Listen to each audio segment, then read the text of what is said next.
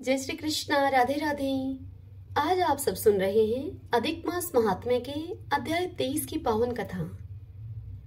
सर्वप्रथम भगवान का स्मरण करते हुए सभी बोले, ओम नमो भगवते वासुदेवाय नमो नमः।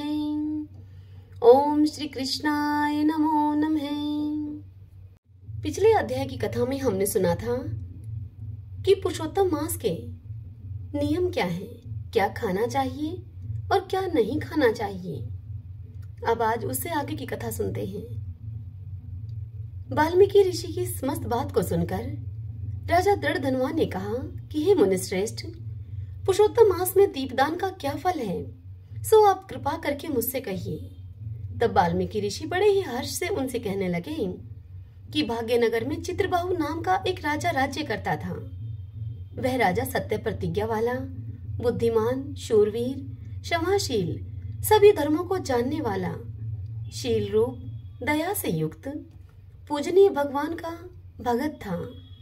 एक दिन दूर से ही आए हुए अगस्त्य मुनि को देखकर दंडवत उनको प्रणाम करके नमस्कार करके विधिवत से पूजन करके उनका भक्ति पूर्वक उनके लिए आसन बिछाकर ऋषि के बैठने के बाद उनके आगे बैठकर विनय से नम्रता के साथ वह उन ऋषि से बोला कि आज मेरा जन्म सफल हुआ, जो कि श्री कृष्ण के सेवक मेरे घर आए।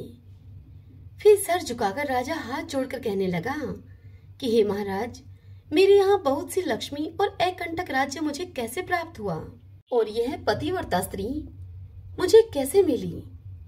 मैंने ऐसा कौन सा अच्छा काम किया था? यह सब आप कृपा पूर्वक मुझसे कहिए। तब अगस्त्य ऋषि उस राजा से कहने लगे कि हे राजन, मैं तेरे पूर्व जन्म का चरित्र तुम्हें सुनाता हूँ। हे राजन, मैं तेरे पूर्व जन्म का चरित्र तुमसे कहता हूँ। सुंदर चमत्कारपुरी में तू मणिग्रीव नाम से रहा करता था। तू नास्तिक था, दुष्ट चरित्र वाला था, कर्तघन, खोटी नीति वाला था।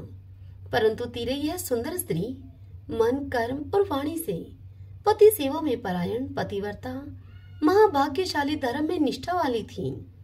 तू पाप करने वाला, जाति वाले भाई बंधुओं से त्यागा हुआ था। क्रोधी राजा ने तेरा सब धन तुझसे छीन लिया था। फिर जो कुछ तेरे पास बचा वह जाति के लोगों ने तुझसे छीन लिया। तेरा सब धन जाने के बाद तुझे बड़े भारी धन की इच्छा हुई। धन के नाश हो जाने पर भी, अत्यंत उद्विग्न मन हो जाने पर भी इस पतिव्रता स्त्री ने तेरा त्याग नहीं किया। हे राजन, इस प्रकार तू उस वन में रहता था। एक दिन मणिग्रीव धनुष उठाकर मृग के मांस के लिए बहुत से सिंह मृगों से भरे हुए एक वन को गया। उस मनुष्य रहित वन के मार्ग में उग्रदेव के नाम से प्रसिद्ध एक मुनि दिशा भूलकर दोपहर होने से अत्यंत पीड़ित होकर मूर्छित होकर वहां पर गिर पड़े। तब उस मार्ग के भूले हुए दुखित ब्राह्मण को देखकर तेरे मन में दया उत्पन्न हो गई और तुम उस मूर्छित ब्राह्मण को उठाकर अपने आश्रम पर ले आया। तुम दोनों स्त्री पुरुषों ने उस उग्रदेव ब्राह्मण की अत्यंत सेवा की। तब वह महायोगी चेतनता को प्राप्त होकर आश्चर्य करने लगा कि मैं कहाँ था और इस समय मुझे कौन यहाँ लेकर आया।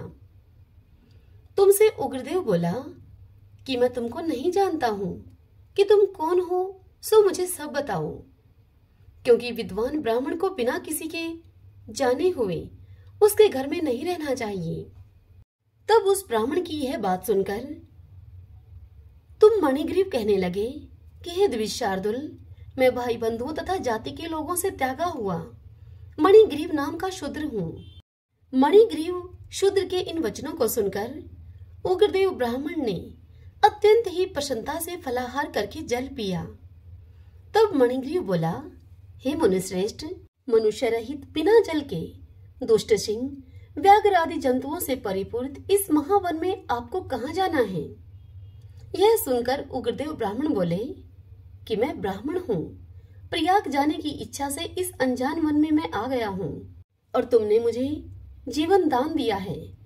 अतः बताओ, तुमको मैं क्या प्रदान करूं?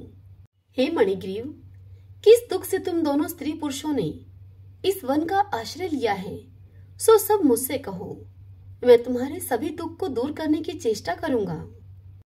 इतनी बात बताकर अगस्त्य मुनि आगे कहने लगे कि हे राजन, इस प्रकार स्त्री के सामने उग्रदेव के वचनों को सुनकर मणिग्रीव मुनीश्वर की प्रार्थना करके दरिद्रता रूपी समुद्र से पार उतरने के लिए अपने अत्यंत भयंकर अनेक कर्म विपाक उनको सुनाने लगा।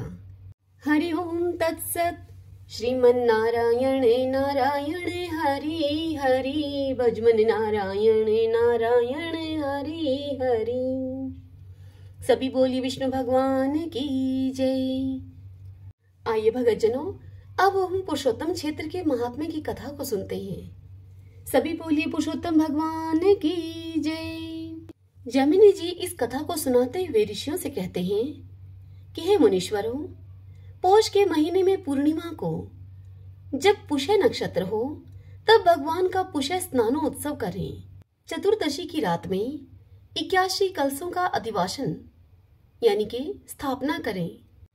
भगवान के आगे सर्वतोभद्र मंडल बनावें और उसके बीच में एक बड़ा सा दर्पण स्थापित करें। रात्रि में गीत और नृत्य आदि के द्वारा जागरण करें। प्रातःकाल दर्पण में प्रतिबिंबित भगवान पुरुषोत्तम का उपचारों के द्वारा पूजन करें। तदंतर पुरुष सूक्त से कलशों को अभिमंत्रित करके फिर उन कलशों के जल से अटूट धारा गिराते हुए भगवान पुरुषोत्तम को स्नान करावें। फिर पावमानीय सूक्त और श्री सूक्त से भी कर्मशः बलभद्र और सुभद्रा को स्नान करावें। फिर विष्णु गायत्री से चंदन युक्त जल के द्वारा स्नान कराकर श्री सूक्त से पूजा करें।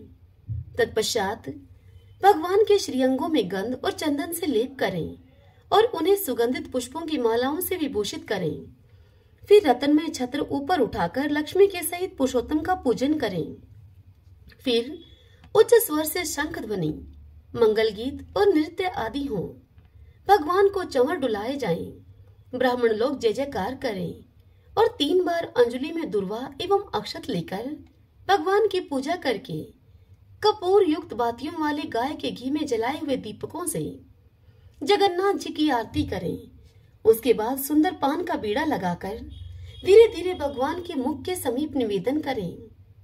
तत्पश्चात आचार्य को दक्षिणा देकर ब्राह्मणों का पूजन करें।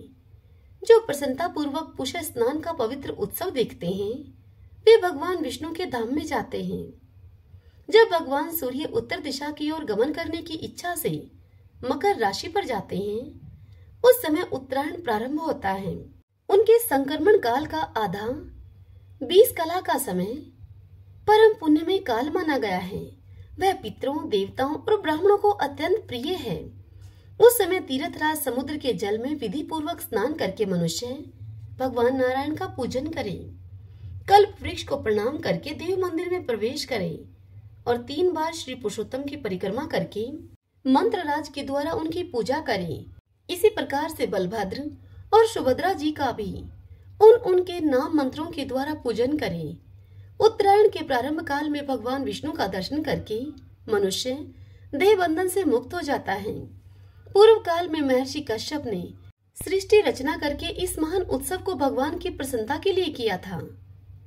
कश्यप जी के द्वारा चालू किए हुए इस उत्सव का जो लोग दर्शन करते हैं वे मोक्ष को प्राप्त होते हैं। हे मुनियों, इस उत्सव में भी रसोई घर का और अग्नि का संस्कार करना चाहिए तथा प्रतिदिन बलि वैश्वदेव करना चाहिए।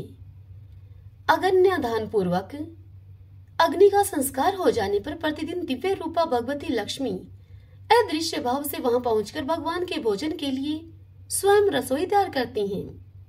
उत्तरायण या मकर संक्रांति के उत्सव में किए हुए स्नान, दान, तप, होम, स्वाध्याय और पितृतर्पण सब अक्षय होते हैं। फागुन मास में भगवान के लिए दोलारोहण का उत्तम उत्सव करना चाहिए। देव देव श्री विष्णु की गोविंद नाम से प्रसिद्ध प्रतिमा बनवावें और मंदिर के आगे 16 खंभों का एक ऊंचा मंडप तैयार करें। वह मंडप चौकोर हो, उस मंडप में 4 दरवाजे हों और बीच में वेदी बनी हुई हो। वेदी के ऊपर सुंदर चंदोवा तना हो और माल्य, चमर तथा ध्वजा आदि से मंडप को सुशोभित किया गया हो। वेदी के ऊपर श्रीपर्णी अर्थात गंभारी काष्ठ की बना हुआ भद्रासन स्थापित करें और फिर 5 या 3 दिन तक वहां फागुनों उत्सव मनाएं। गोविंद जी की पूजा करके उन्हें कुछ दूर तक भ्रमण करावें। चतुर्दशी को प्रातःकाल गोविंद जी की सुंदर प्रतिमा जगन्नाथ जी के आगे स्थापित करके उन भगवान पुरुषोत्तम की पूजा करें। तत्पश्चात गोविंद जी की प्रतिमा की भी पूजन करें। उसके बाद वस्त्र और माला उतारकर मंत्रज्ञ पुरुष परम ज्योति की भावना करते हुए प्रतिमा में उसका न्यास करें। तदंतर वह प्रतिमा पुरुषोत्तम रूप हो जाती है। फिर उसे रत्नमयी टोली में बैठाकर स्नान मंडप में लेकर जाएं। वहां छत्र, ध्वजा, पताका, चंवर, व्यंजन तथा दीपमालाओं से बड़ा भारी उत्सव करें। उसके बाद भद्रासन पर पधराकर विभिन्न उपचारों के द्वारा गोविंद जी की पूजा करें। पहले महास्नान की विधि से उनको स्नान करावें। फिर सुगंधित जल से श्री सूक्त के द्वारा अभिषेक करें। अभिषेक के पश्चात वस्त्र, अलंकार और पुष्पहार से भगवान का श्रृंगार करें और पूजन आरती करके 7 बार मंदिर की परिक्रमा करावें। तत्पश्चात भगवान को डोला मंडप में लेकर आवें। मंडप के निम्न भाग में 7 बार भ्रमण करावें। फिर मंडप के ऊर्ध्व भाग में 7 बार भ्रमण कराकर स्तंभ वेदी पर भी 7 बार घुमावें। उसके बाद यात्रा के अंत में पुनः इसी क्रम से 21 बार भ्रमण करावें। रतन निर्मित हिंडोले में भगवान को विराजमान करें। भगवान के मस्तक पर सुंदर रत्नमय मुकुट हो। वक्षस्थल पर ताराहार उनकी शोभा बढ़ा रहा हो। उनके कानों में बहुमूल्य रत्नों के द्वारा निर्मित कुंडल झिलमिला रहे हो। अन्य अंगों में भी यथा योग्य शोभा बढ़ाने वाले दिव्य आभूषणों से भगवान का मनोहर श्रृंगार किया गया हो। भगवान विकसित कमल पुष्प के मध्य में लक्ष्मी जी के साथ बैठे हों। उनके हाथों में शंख, चक्र, गदा और पद्म तथा कंठ में वनमाला हो। मुख पर प्रसन्नता छा रही हो। सुंदर नासिका हो। पीन वक्ष स्थल के कारण भगवान का सौंदर्य और भी बढ़ गया हो। ऐसी मनोहर झांकी से सुशोभित गोविंद जी को डोला पर बैठाकर सब दिशाओं में सुगंधित चंदन की धूली बिखेरते हुए उनकी पूजा करें।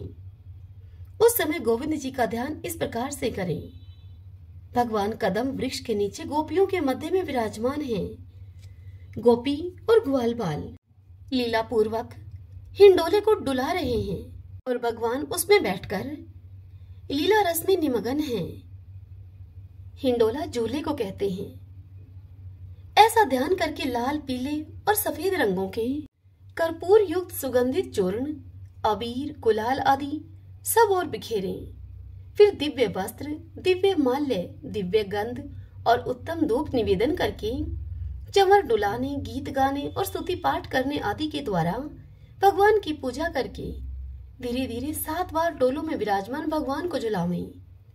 उस समय जो लोग भगवान श्री कृष्ण के विग्रह का दर्शन करते हैं उनकी निसंदेह मुक्ति होती है और उनके ब्रह्म हत्या आदि 5 महापातकों का भी नाश हो जाता है। हिंडोले में झूलते हुए भगवान का दर्शन करके मनुष्य संपूर्ण पापों और आध्यात्मिक आदि 3 तापों से भी छूट जाता है। हरि ओम तत्सत। श्रीमन्नारायण नारायण हरि हरि, बचपन नारायण नारायण हरि हरि। श्री कृष्ण गोविंद हरे मुरारी, हे नाथ नारायण वासुदेव। श्री कृष्ण गोविंद हरे मुरारी, हे नाथ नारायण वासुदेव। श्री कृष्ण गोविंद हरे मुरारी, हे नाथ नारायण वासुदेव। भगतजनों, पिछले कई दिनों से मेरा गला खराब है, तो मैं समझ सकती हूँ कि आपको कथाओं को सुनने में उतना आनंद नहीं आ रहा होगा। इसके लिए मैं आप सबसे क्षमा चाहती हूँ। हरे कृष्णा।